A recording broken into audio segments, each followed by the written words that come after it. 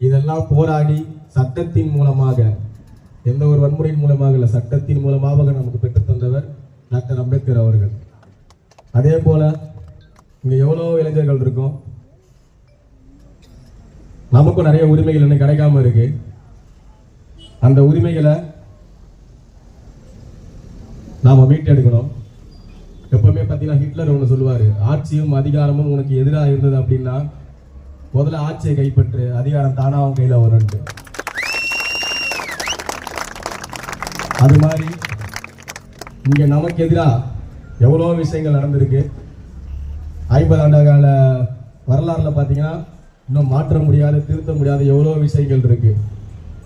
அதையெல்லாம் மாற்றுறதுக்கு, அதையெல்லாம் திருத்துறதுக்கு தமிழக மக்களுக்கு கிடைத்த ஒரு வாய்ப்பு தான் இந்த தமிழக வெற்றி கழகம். இந்த வாய்ப்பை நமக்கு தளபதி கொடுத்திருக்காரு.